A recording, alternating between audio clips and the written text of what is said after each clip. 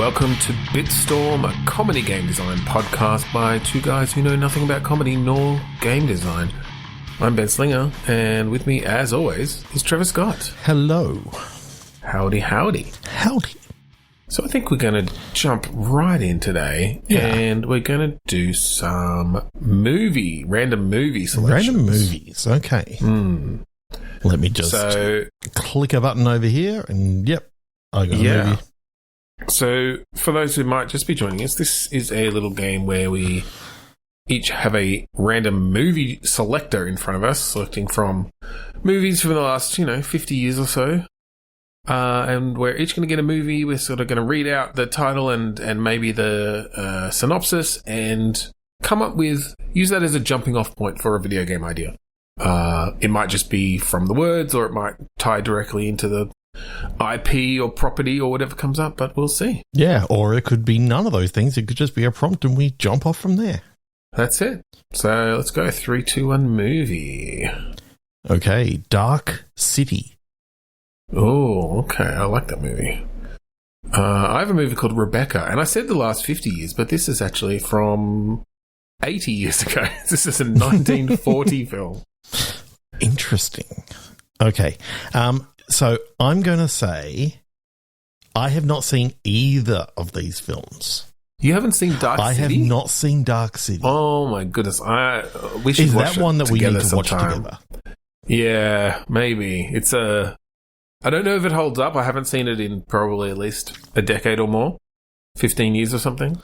Yeah. But it definitely used to be one of the ones that I'd put on. I had the DVD of and would put on regularly. Good sci-fi. Kiefer Sutherland is a creepy guy. Cool. I'd heard good things and then just was never in the mood for it, and so therefore I was like, I'll watch it one day. And it's one of those, we're still many days later, and I still haven't seen it. A lot of wacky, weird, and fun sci-fi movies in the 90s, like late 90s, early 2000s. Around Matrix time, like Matrix overshadowed them all, but lots of good stuff. But I remember seeing a movie that reminded me of something I saw in the trailer, and then I'm like, no, this is the movie Powder, which is about the albino guy. Yes, okay. Dark City has bald people in it, from what I recall, so that makes sense. Yeah, and I'm like, this isn't what I was thinking it was going to, because I saw that guy, I'm like, that's all right. Okay. I feel, from what I remember, Dark City has some very Inception, like city shifting, morphing stuff, like way before Inception. Yeah. Okay, so what are we going to do with Dark City and Rebecca for people who don't want to know about our bullshit? Okay, so let me read the synopsis here to see if this sparks anything. This is a story of a young woman who marries a fascinating widower, only to find out that she must live in the shadow of his former wife, Rebecca, who died mysteriously several years earlier. The young wife must come to grips with the terrible secret of her handsome, cold husband, Max de Winter. She must also deal with the jealous, obsessed Mrs. Danvers, the housekeeper, who will not accept her as the mistress of the house. Okay, so I like this, and I think her cold husband, Max de Winter, is actually really Jack Frost. Like, okay. He is actually, the personification of winter. That's why he's cold. He's just Max the Winter. He's what Jack Frost was based off of. Oh, right. Or is it he's just been around for a long time and that's his like more modern name or something? Yeah. Okay. Because he's Maximum Winter. They live in this dystopian city. Yes. And it's set in a penthouse. At the top. Okay. And kind of a bit of Blade Runner-esque, like the smog everywhere. Yeah. Yeah. Okay. Yeah. Oh, I do like almost a noir-ish mystery. I mean, Blade Runner is noir.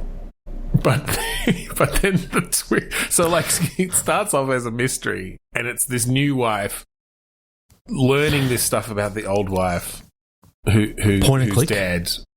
Maybe, yeah. I think you play this new person. Yes, I think you play the new wife. So you're learning as she's learning. Yeah. You've got the housekeeper there who presumably knew what happened. But yeah, it turns out that you've married Jack Frost, and his previous wife froze to death. And was it an accident though, or did he kill her? I guess that's the question. Ooh. Maybe it's left ambiguous. Because, as you know, what point and clicks are good at doing is allowing for interesting relationships and stories to be told about the characters. So I think having the husband, yes, he's cold in more ways than one, mm-hmm. but there's that level, she fell in love with him for a reason, right? There's that level of maybe he is actually a good guy, maybe he's not, and I think that can kind of drive the mystery forward as well. Do we bring Mrs. Danvers into it, and is Mrs. Danvers a rogue AI? Yes. That is in love with Max de Winter. Yes, and no, I like that, especially setting this in a futuristic dystopia. I like the idea of this being almost a remake of this 1940 film, but yeah, we take it in some different directions. The housekeeper is actually an AI, and the husband is actually Jack Frost, the personification of winter, the personification of nuclear winter. 100%. There's something about, she's married this guy who she met, abroad somewhere, and then when they moved back to his place, yeah, he's sort of changed, and become very distant and cold. And well, is it that they met during winter and then it was like a whirlwind romance, but then when she moves back with him, it's summer, and he's so dictated by how close he is to his sort of own season. Yeah. But yeah, she doesn't realise this, of course, at this point. No. I do love the idea, almost the other way, that during winter is when he's at his most powerful, and therefore that's when he froze his ex-wife. So he's been cold and distant because he doesn't want to freeze her. Right. Like what happened to his previous wife, because he loves her, and he's been cold and distant to try and, hold her at bay. And to, it's a noble thing that he's trying to do, but he's just doing it the wrong way. He thinks he knows better. That's probably better from an aesthetic point of view as well, with the snow coming down around this penthouse. And then sometimes you're thinking, it's snow or is it ash? It's sort of like... Well, again, the nuclear winter sort of thing. This is dystopic in that way. But it's one of these, you're in the elite, or at least he is. He's uber rich, so he's protected from a lot of the terribleness that this dystopia has brung. He's in this penthouse in, one of the only surviving cities or something, and looking down upon the masses. Yeah. And maybe she's doesn't quite come from that world, and so has her own perspective on where things are at. What if she comes from a place that never had snow? So the idea, Canada, because of climate change.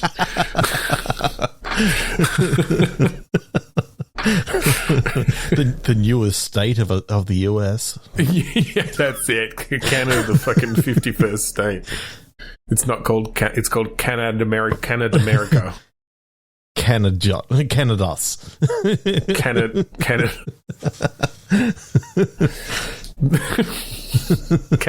Canadusa. Canadoose.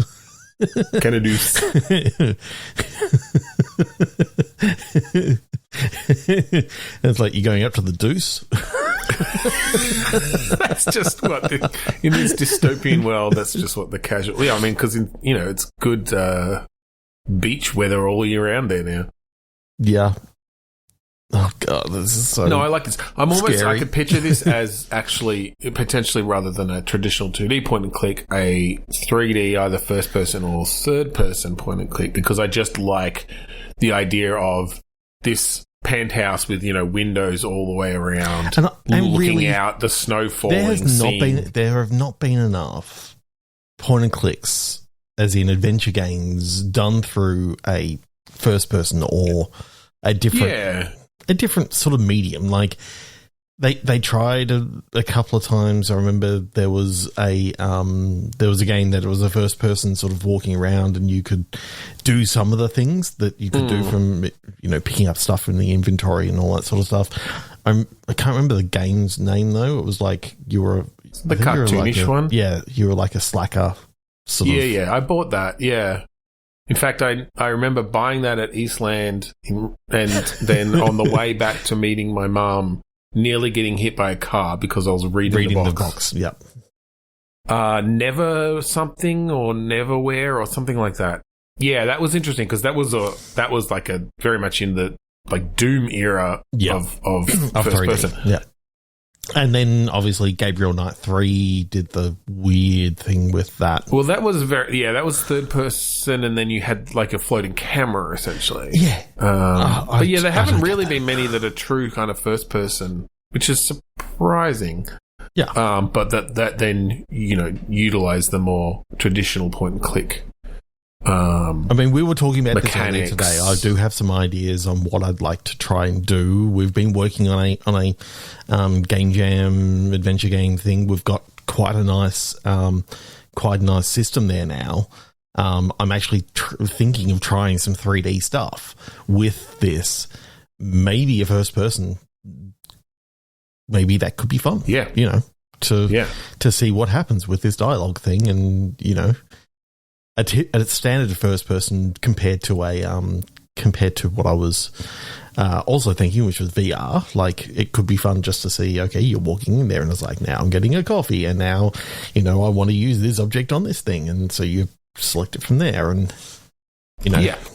you click a button and you enter into, interact mode, and then you hit another button and you're back out, or whatever we decide to do. There can definitely be some good stuff, some fun stuff there. Yeah, cool. I like that one. Yeah, that's really cool. Let's move on. I think 3, 2, 1 movie.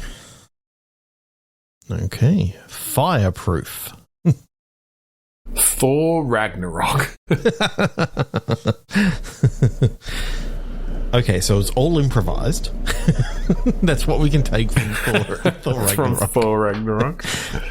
An improvised video game. And then Fireproof is a heroic fire captain, values dedication and service to others above all else, but the most important partnership in his life, his marriage, is about to go up in smoke. Ooh.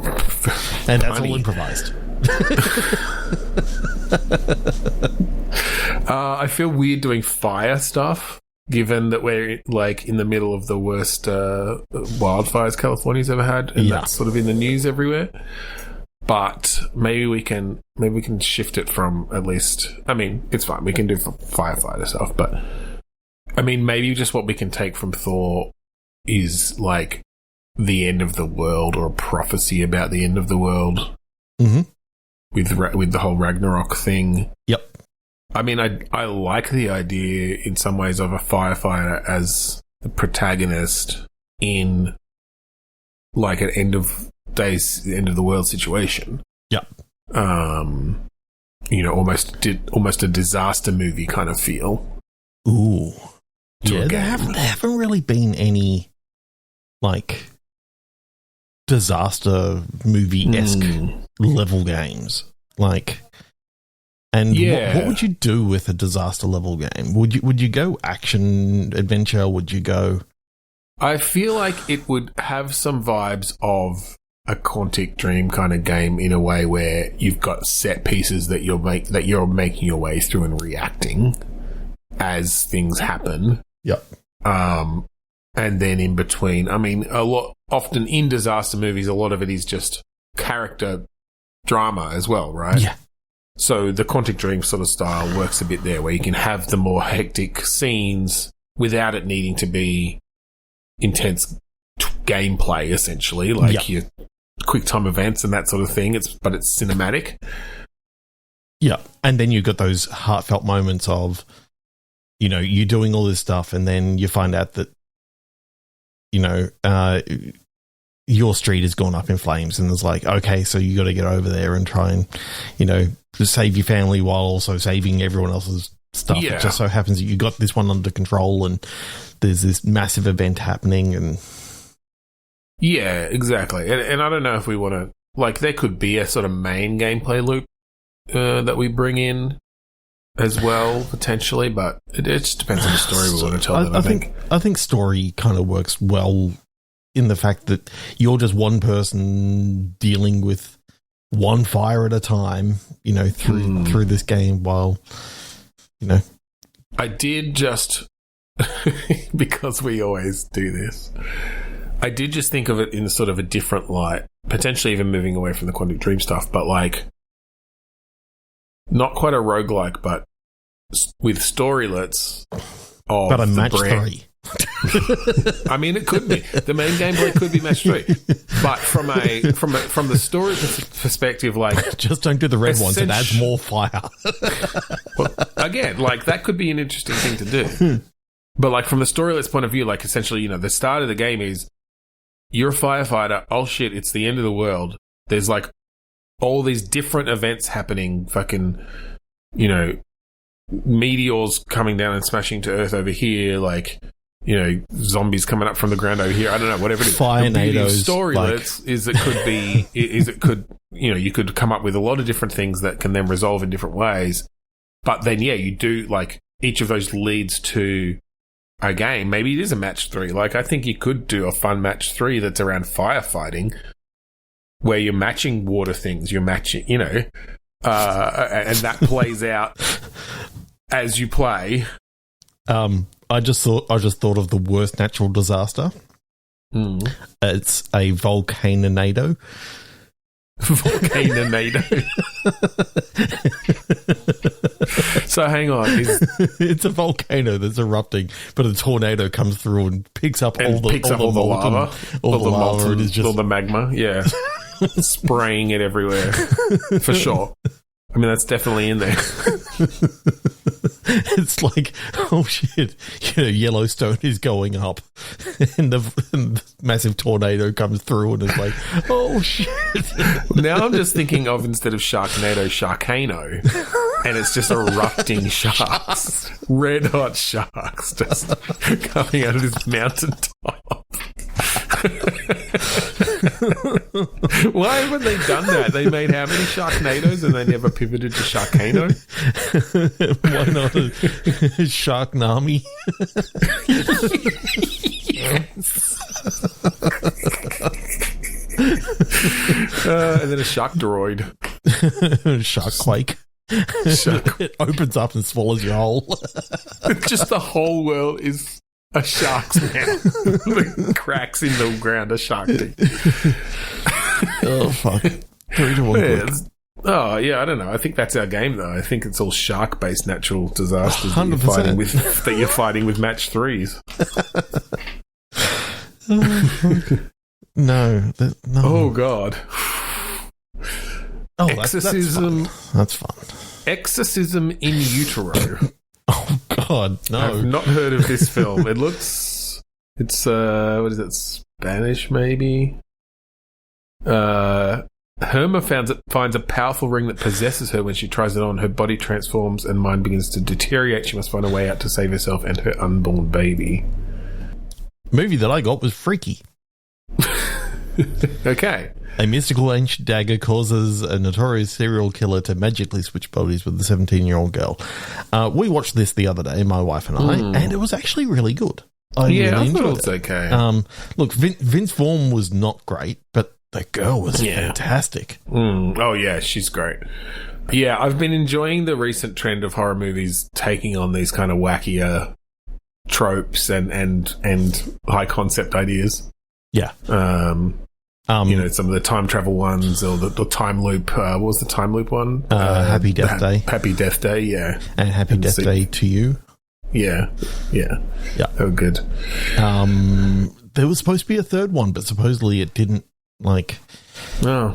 The series didn't go well enough, but I'm like, it was really good, and I wanted to continue. You bastards. So I mean, I like the idea of someone body swapping into a pregnant person. The baby body swaps into the mum. I did think of that. She just collapses to the ground. Yeah, like, doesn't know how to walk or talk, or like literally there's no brain activity. That's fucking weird and creepy. 100%. It's the husband switches into the the pregnant woman. Right. You know, they switch bodies. And she's like, oh God, this feels great. And he's like, oh, just in so much pain all the time. But then is the baby still possessed? Is it still a horror movie? He thinks it is. Because it's kicking and continuing. He thinks it's a horror movie. He's like, something's wrong. This baby's possessed. She's just like, nope, that's just what it's like. But she's not around because they're on opposite sides of the world. Like, he was on a trek through, Borneo or something like that. Or he's maybe he's like a deadbeat dad or something. Like, maybe he's actually just left her in the lurch. He's an asshole. Left her pregnant, and then they switch. finds himself in her body, having to go through this pregnancy. And of course, it could just be she's trying to find her way back to him now because she's like, well, no, my baby, this guy can't do this. But of course, I love the fact that she's in like the wilderness, so she can't just ring him up and because she knows her phone number, obviously. But there's no civilization nearby. I kind of like the idea that just it's only in his sort of view through the majority of this game. Maybe, I'm trying to think. We definitely obviously want to see his perspective because that's where the comeuppance, the humour and the comeuppance comes from of him suffering through that. Like, I do like the idea of there's nothing supernatural. It's not a horror movie other than the fact that he can't handle being pregnant. Now, and it's trying to. I think in. One of the better Freaky Friday adaptations was an Australian film called Dating the Enemy. Oh yeah, and that happened over a month.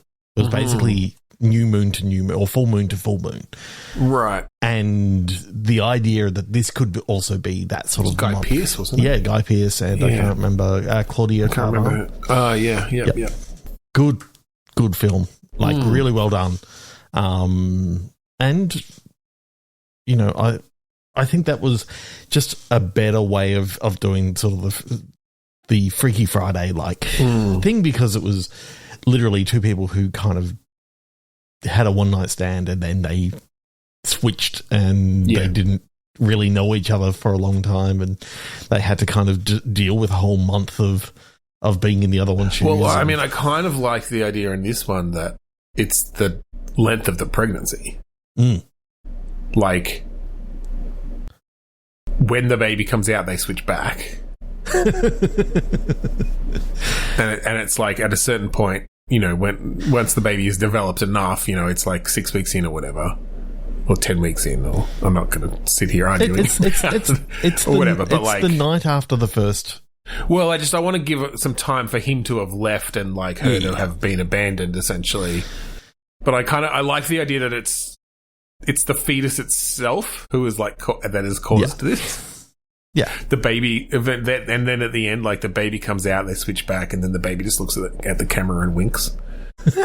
Because they felt they fell back in love or whatever, or learned how to live together. It winks, and then the camera goes to this idol that he turns out to be like an Indiana Jones sort of person that he just leaves and goes on these adventures. Oh right, yeah, okay, that's kind of fun. And it's actually this idol that he had, and it was in the room when they were during the intro and all that sort of stuff, and that's the reason why he's not around, because he's like, oh, there's another thing that I can go off and do now, Yeah. So he just leaves. Yeah.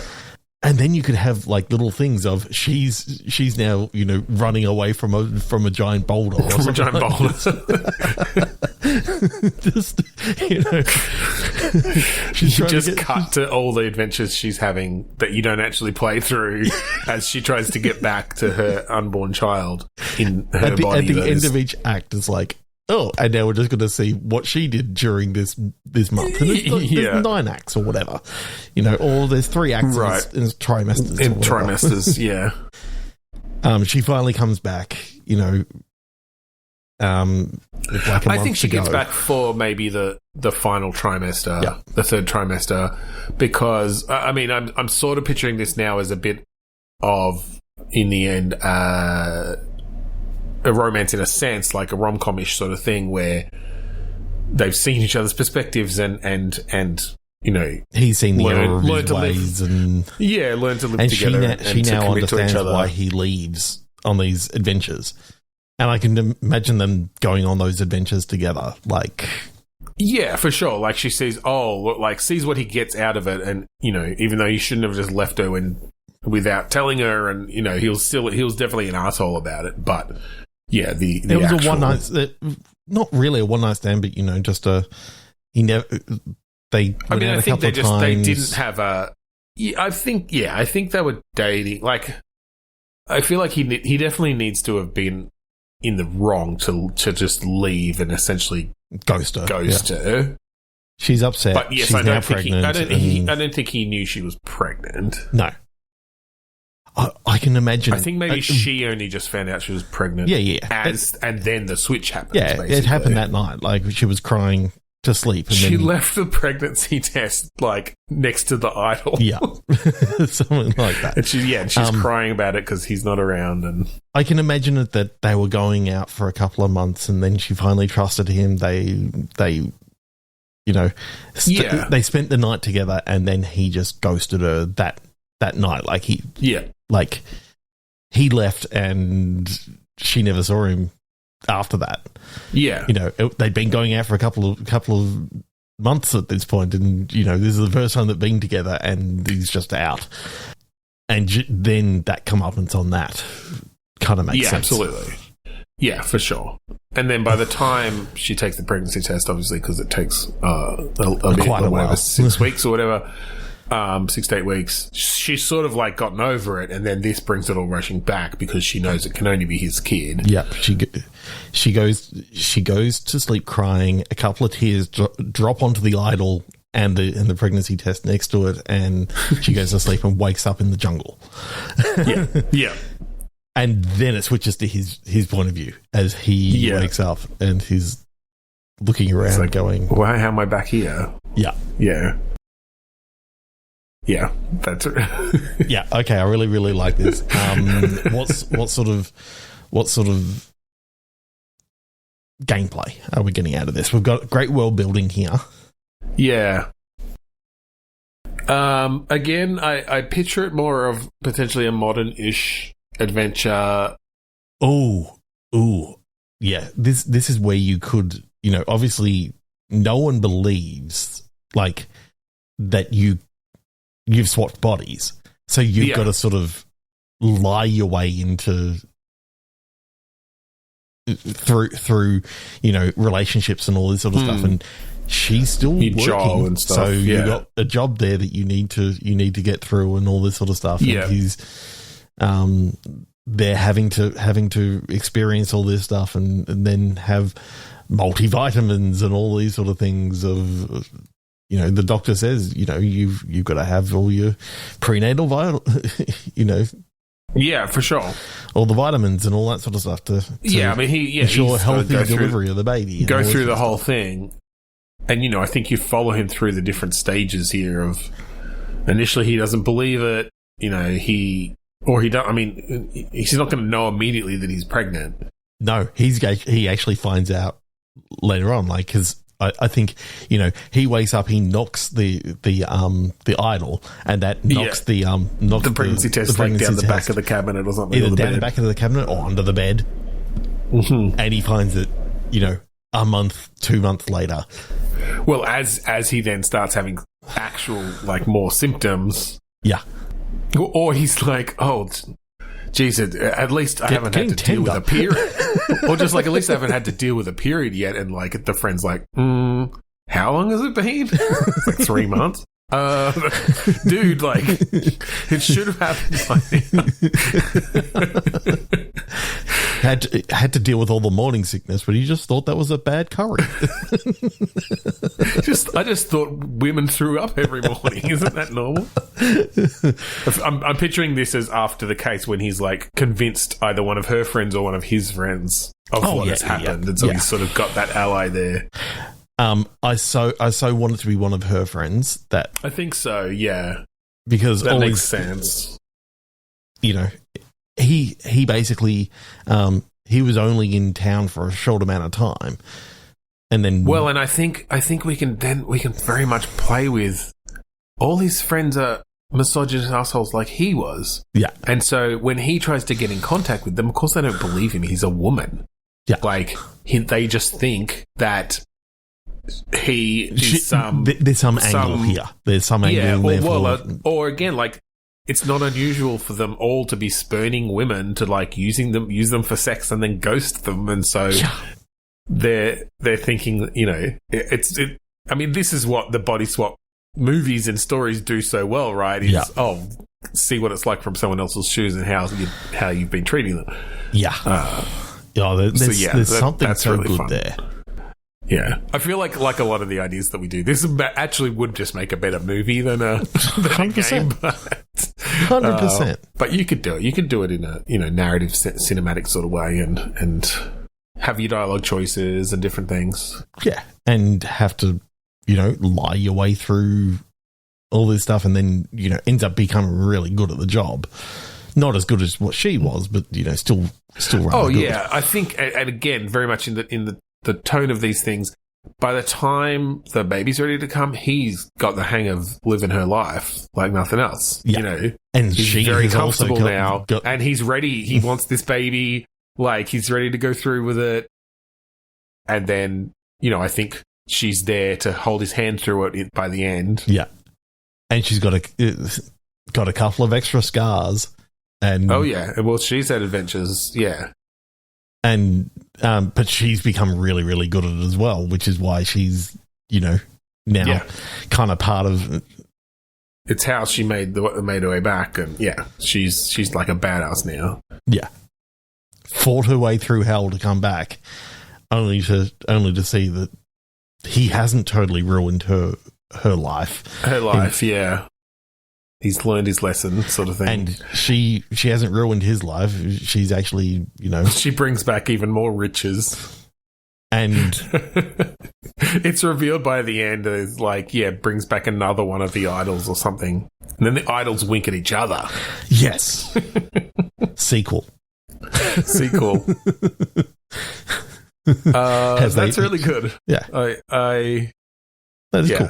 I think that's really fun. And I think that's the end of this episode. It is. So we had some fun tonight. Thank you for joining us this week on Bitstorm. If you would like to find any of our previous episodes, please go to podchaser.com/Bitstorm, because that's where they all live. And you can, one of many places, but that's where we point you to. I mean, they do all live there in a nice little home, and they're very comfortable. All 400 plus of them jammed into that little website there. Not that we know what episodes we're up to anymore, because we don't put those numbers in anymore. We stopped numbering them. We number them in the background so that we know what episode we're editing, but it's been a while. Been a while. And if you like the song that we play at the start and end of each episode, it is called Mount Defiance, and it can be found on the album Containment Failure by the band Kuradust, and they can be found for free at kuradust.bandcamp.com. That's right. We've decided that we're going to make it permanently free. Yeah. When we released it. Yeah. As it has always been for the last 14 years. Jesus. I know. So thank you again for joining us this week on Bitstorm. I'm Ben Slinger. I'm Trevor Scott. And what was the sign off we said we could start doing?